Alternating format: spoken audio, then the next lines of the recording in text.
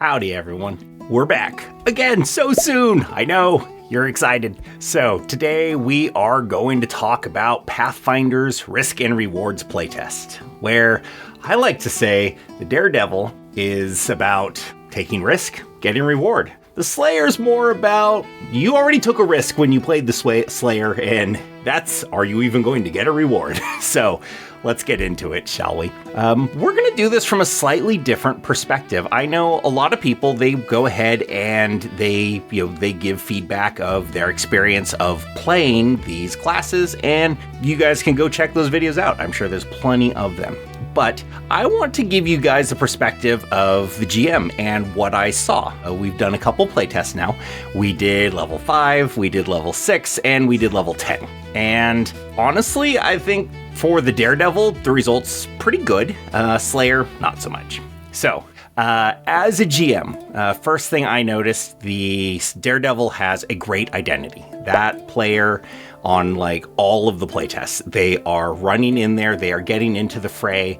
The fantasy that Paizo is looking for has been achieved. The players are really excited to go and get in there and mess with the enemies. There's a couple things I think most people would agree that Caroming Charge needs something. This flat damage they can deal without any kind of check whatsoever. Honestly, here's the thing. I don't even think it's too powerful. I think it makes casters feel bad because here is this character that can basically deal area damage by moving twice and rolling a bunch of dice, and this damage is automatic. And that area damage is kind of in the caster's wheelhouse, and I've run a lot of games, and casters are strapped to deal that much damage, consistently, where every round, Caroming Charge. So I definitely think that ability needs to be tuned. I don't know what the best way to do it, because like I said, I don't even honestly feel it's overpowered. I just think it's a problem that it really makes casters feel bad, to the sense they're like, I wish I could do that. I wish I could deal consistent damage. And yeah, there's reactive strikes, but if you get into these, a lot of enemies don't have them. And brings me to another point. And a lot of players so far, the common feedback I was hearing was, because we talked after the sessions, like, what'd you think about these characters? Did you like them? How did you feel? And I would say the biggest thing, people like, well, the Daredevil only gets light armor and they only get 8 hit points. And people are like, oh, I think they should get medium armor. And I'm actually of a different opinion. I think they should get 10 hit points. And I think they should also get an ability. They should start with a reaction that when they get hit by by any kind of reactive strike or something to that nature, by a reaction, let's say, they can then also react to perform a athletics check against whoever did that. And so it gives you this really cool feel of, even if the enemy hit you, in fact, the trigger would be you take damage from an enemy while moving. That would probably be the easiest trigger. And that way, if you get hit, you actually feel good about it. You're like, haha, they hit me. Now I can do another thing by just using your reaction. So I think that'd be a great feel for the Daredevil. And I think they should get 10 hit points. I don't think the armor should change, with the caveat of, I really think this reaction should exist. That way, they're a little more durable. They actually are excited if they get attacked during the middle of the fight. And I think that's a really good middle ground. Something I noticed in the playtesting, at higher levels, a lot of enemies get really impressive fortitude saves. So I think that is a slight note of concern, but I know the Daredevil has plenty of abilities that allow you to react with acrobatics and, of course, target other things besides fortitude. So like I said, that is a slightly less of a concern. So overall, Daredevil off to an incredibly solid start. I think very, very minor tweaking on that.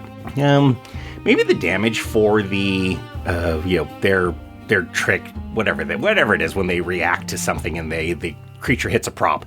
This damage I feel might be able to go up a little, just because at higher levels, that amount of damage is very, very inconsequential. So maybe that's the plan, but like in some of our later playtests, they were having fun, but they were not being crazy effective. They were dealing some damage, but not enough to move the needle in any way. So I definitely think, that should be looked at. Other thing, is the ground a prop? Like, walls are prop? Furniture's prop? Like, when you trip something and you critically succeed, you actually deal damage. Like, they hit the ground so hard they get hurt. I feel that's a pretty good justification that the Daredevil should also get their damage, but according to the rules right now, the ground is not a prop, even though walls, ceilings, everything else is. So I think that should be added, that they get that damage for doing that too. So, like I said, Daredevil, pretty solid. I think the players enjoyed it. On every playtest, they had a lot of fun. The Slayer. The players did not enjoy this. For the most part, there were so many issues. The quarry feature never really even came up.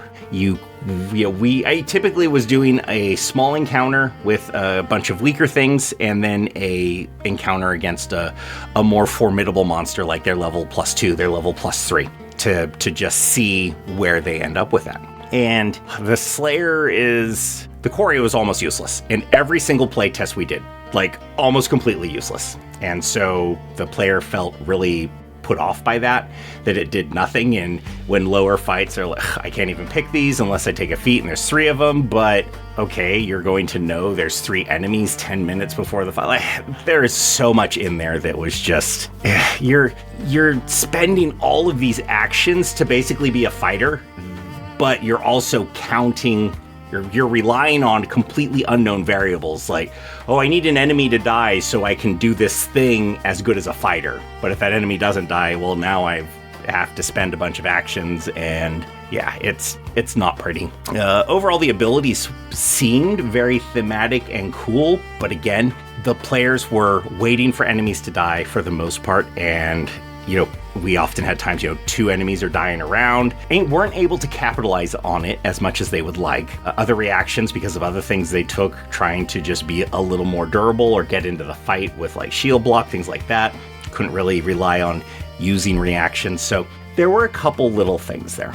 The other things I think that we felt is it did not achieve the fantasy at all.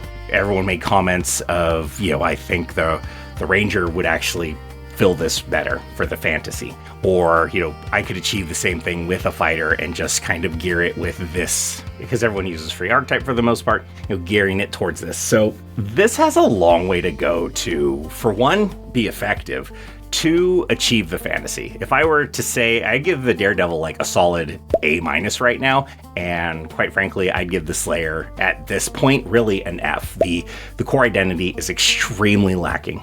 And I think there's a couple things that, out the door that could be done to fix this that would, or not fix it, but help. One of the things, like the monster lore, I think it should be inherent that they can use monster lore to aid their allies as an aid action to do things, because that's thematic, that is on point. So much about monsters, you're like telegraphing what they're going to be doing to your allies because you know about them.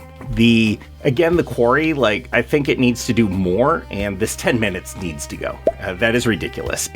First of all, it's putting a bunch of things on the DM's shoulder that doesn't need to be there. Like, no other class, maybe the investigator, but other than that, no other class is staring at the GM like, hey, I really need you to do the thing to tell me what's going on here, or I can't really utilize some of my features. And it's pretty minimal what it utilizes is critical hits, and also getting the trophy. But still, yeah, it's the core identity of the class. And, I was reading Reddit, people were marking their allies because at least they got a benefit from it because they picked their lower AC allies. And if they got a crit hit, hey, I can use a reaction to get this, to get quickened. So yeah, that needs a bit of work. And a reaction to use monster lore to aid people, I think, again, would be awesome. I think you should have some kind of interaction to use monster lore.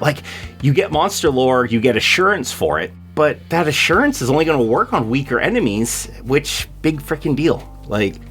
Okay, great. This monster that's weaker than me, I know I can ask what its lowest defense is. Like, I feel these are monsters that you have dealt with before because they're lower level than you. You should get some decent bonuses, or you should even be able to quarry them. I don't know, but the interaction here vastly needs to be improved. And we talked a bit about this in our playtest, and no one had any kind of solid answer as to what to do, because everything the Slayer did just felt like a cheap, feel-bad fighter. Everything they were trying to get for. Maybe other groups, their playtesting, they felt they had different, but honestly, from the GM side, the Slayer had no identity. The players confirmed that. They were like, they tried different builds and different playtests. The other characters, I had one literally say, I haven't read this playtest. I do not know what your class does at all, period. Didn't have that with the Daredevil, but yeah, the Slayer, I'm sorry. I couldn't tell you what your class is for, what it does, or anything like that. So yeah, but that's why we playtest. So I hope everyone is going to, that's participating in this is, write down what you think would help make the class better. This is why Paizo puts this out to us, so that, they can get a couple thousand ideas, and some of them are going to be awesome, and they're going to look at those and go, oh, that's a winner. Yeah, let's add this. But yeah, the Slayer, I'm sorry. If it were up to me, I would almost say start over as far as figure out a new concept. But I mean, it's kind of hard to do. You've already done the playtest, things like that. So the quarry needs help. It needs not 10 minutes. And I get not wanting to step on the Ranger's toes because, one action market. But this isn't the answer. It doesn't feel good. I don't know. So thank you to all the people that participated in the Beast Foundry, call to arms in this. We did one 2 weekends ago. We did 2 this weekend. I got some, response from Reddit. We got some response from the Discord. So thank you all so much for participating. It was greatly appreciated, and we had a good time. So if you guys want, please, there's going to be a link to the Beast Foundry Discord below. Feel free to join us. Every Friday evening, we're going to be doing community events, whether that be playtesting or other fun things we have cooked up. I think there might be some necromancer stuff coming up here in the very near future, if that's of interest to you. Also, my editor is still going to get very mad if I do not remember to say please like and subscribe if you enjoyed this video, and tell people about us. We want to grow. We want to get more people in the Discord so that we can do more stuff.